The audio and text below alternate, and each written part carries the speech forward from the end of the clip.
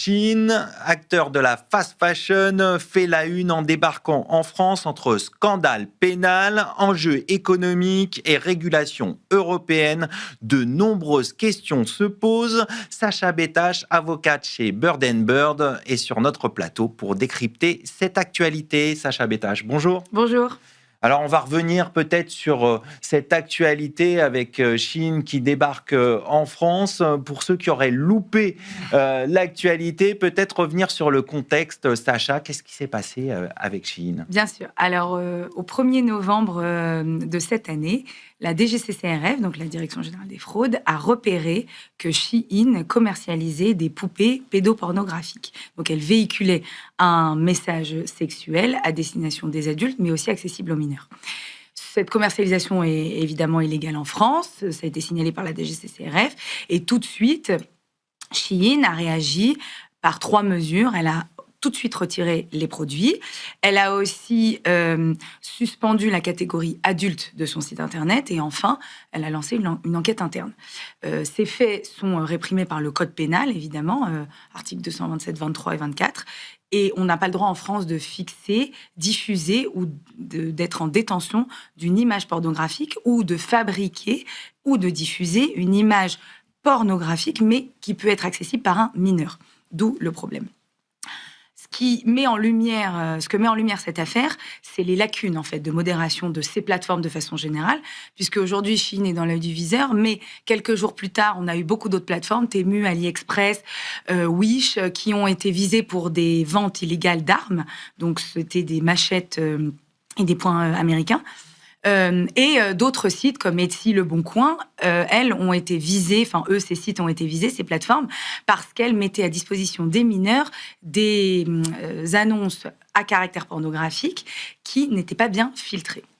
Donc un problème de modération du côté des plateformes. Exactement. Donc on a un problème de fond de modération et qui s'est déjà vu chez Amazon en 2022, puisqu'il y a eu un procès et une condamnation, non pas d'Amazon, mais qui a été sommé de donner la liste des clients qui avaient acheté les produits pornographiques en ligne, et un de ces clients a été condamné à une peine de prison. Donc on vient de voir l'aspect pénal de l'affaire Shein et plus largement de la fast fashion. Est-ce qu'il y a d'autres aspects au-delà de l'aspect de droit pénal ? Bien sûr. L'aspect droit de la consommation est primordial et c'est à vrai dire le nerf de la guerre.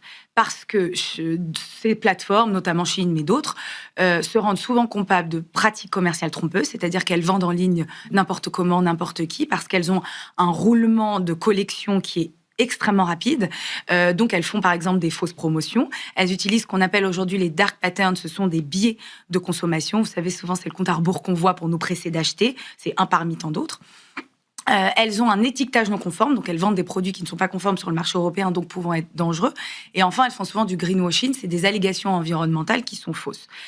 Ce ne sont pas les seuls. Il y a aussi, par exemple, une condamnation qui est assez célèbre de Wish, la plateforme américaine en 2021, qui vendait des produits qui étaient dangereux, en l'occurrence, c'était des jouets, qui contenaient des produits cancérigènes et qui ne respectaient pas les normes européennes. Wish a été déréférencé et c'est une des procédures qui est possible selon le Code de la consommation. On peut, la justice peut décider d'un déréférencement, c'est-à-dire la plateforme est supprimée des moteurs de recherche et on ne peut plus la trouver lorsqu'on la tape. Et donc, la vente en tant que telle n'est pas interdite. En revanche, si vous ne pouvez plus la trouver dans vos moteurs de recherche, c'est plus difficile d'acheter. Bien sûr. Alors, vous parlez du déréférencement, mais est-ce qu'on peut interdire l'accès à la plateforme Shein ou lui interdire l'accès au marché français ? C'est une bonne question. C'est compliqué parce que en France, on a un régime d'hébergeurs qui a été mis en place par la loi LCEN qui date de 2004. Et il y a donc les hébergeurs, à contrario des éditeurs. Les hébergeurs ont un régime de responsabilité allégé, ce qui veut dire qu'ils n'ont pas d'obligation a priori de modérer les contenus. En revanche, dès qu'ils ont un signalement, ils ont une obligation de retrait prompt. Et c'est bien ce qu'a fait en l'occurrence Shein, et c'est ce que n'avait pas fait en 2021 d'ailleurs Wish. Elle a retiré immédiatement les contenus litigieux. S'il y a une récidive ou s'il y a des faits répétés, là on peut envisager une demande de blocage en justice. Mais ce n'est pas simple. D'ailleurs, le gouvernement, la ministre du Numérique a demandé ce fameux blocage et un déréférencement en parallèle. Elle n'a pas obtenu le déréférencement il y a quelques jours. Et le blocage, la demande de blocage est toujours en cours, mais c'est compliqué parce qu'elle se base, par exemple, sur la vente d'armes, qui a été découvert quelques jours plus tard, les poupées pédopornographiques. Mais il n'est pas certain que ça soit considéré comme une récidive et un fait assez grave, puisqu'à chaque fois, Shein coopère avec la justice. Donc on voit que c'est pas si simple. Est-ce que le fait d'avoir une implantation physique comme Shein au BHV, ça change la donne, ça change quelque chose? Alors oui, vous faites bien de le rappeler, Shein vient d'arriver au BHV, qui est dans le groupe Galeries Lafayette, donc potentiellement va s'étendre partout en France. Le fait d'avoir un ancrage physique a un avantage, c'est qu'on a un contrôle physique des produits. C'est d'ailleurs ce qu'a déclaré le BHV. À l'évidence, elle n'aurait pas laissé des produits illicites dans ses rayons. Donc ça permet quand même plus de contrôle et aussi de transparence vis-à-vis des consommateurs, puisque vous voyez la matière, le tissu de ce que vous achetez. En revanche, les problèmes que cela soulève, c'est que ça génère une conversion d'image pour Shein. Ça veut dire quoi? C'est-à-dire que Shein devient dans la norme, elle devient acceptable au sens du consommateur. Comme un acteur traditionnel. Comme un acteur traditionnel qui, lui, respecte les règles du jeu. Parce que Shein, si elle respectait les règles du jeu, notamment en matière d'environnement, de production fiable, de rotation des stocks, on n'aurait pas de problème. Là, aujourd'hui, ça pose problème. Parce que, notamment, il y a des produits illicites, mais pas que. Il y a des produits dangereux qui ne respectent pas les normes aujourd'hui. Et ça échappe à une réglementation, ce qui dérègle aussi la concurrence. Alors, l'Union européenne essaye de réguler tout ça, notamment avec le DSA. Est-ce que ça change quelque chose aussi? Alors, normalement, oui. Le DSA, qui est en application progressive depuis 2024, met en place de lourdes obligations à l'encontre des plateformes de façon générale, et des VLOP, c'est les Very Large Platforms, c'est celles qui ont plus de 45 millions d'utilisateurs dans l'UE, et parmi elles, il y a Shein, mais beaucoup d'autres, Apple, Google, etc. Et donc, ces marketplaces et ces très larges plateformes ont l'obligation d'agir a priori, c'est-à-dire qu'elles doivent évaluer les risques systémiques. Parmi les risques systémiques, on a notamment ces fameux commercialisations de produits illégaux, accessibles aux mineurs, etc. Et elles doivent atténuer ces risques, faire des études en amont. Donc, elles doivent avoir une modération proactive, ce qu'aujourd'hui n'est pas vraiment fait par Shein et ses grandes plateformes. Alors, vous venez d'évoquer les produits illégaux. On ne peut pas les interdire ?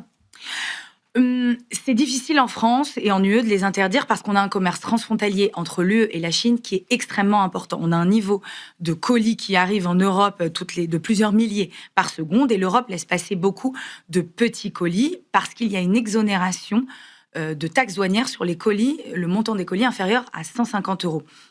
La France et l'UE, d'ailleurs, n'a pas les moyens suffisants pour permettre les contrôles sur tous les colis, et donc aucun moyen de contrôler ces flux. On a dans la PLF, donc le projet de loi de finances de 2026, qui est actuellement en cours de discussion à l'Assemblée, il y a une volonté de taxer à 2 € les petits colis, mais pas exactement les articles contenus dans les petits colis. Ça serait une bonne solution, ça permettrait de financer ces fameux contrôles. Et on a des initiatives européennes qui seraient de créer un data hub européen, mais ça c'est horizon 2028. D'accord. Et ça supprimerait l'exonération des 150 €, donc tout le monde serait taxé et ça réduirait l'entrée dans l'UE de ces fameux petits colis. Et pour terminer, où en est la loi sur la fast fashion ? Oui, la loi sur la fast fashion qui était discutée depuis 2024 en France, qui avait pour volonté de taxer l'ultra fashion, a été retoquée par la Commission européenne, et donc pour l'instant elle est bloquée en France.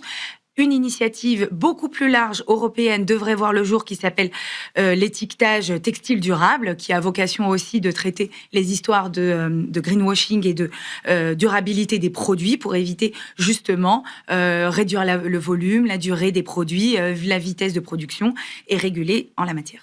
On va suivre tout ça de près. Merci Sacha Béta. Je rappelle que vous êtes avocate chez Bird & Bird. Tout de suite, on va parler d'une décision majeure en matière de droit social avec l'action de groupe en matière de discrimination.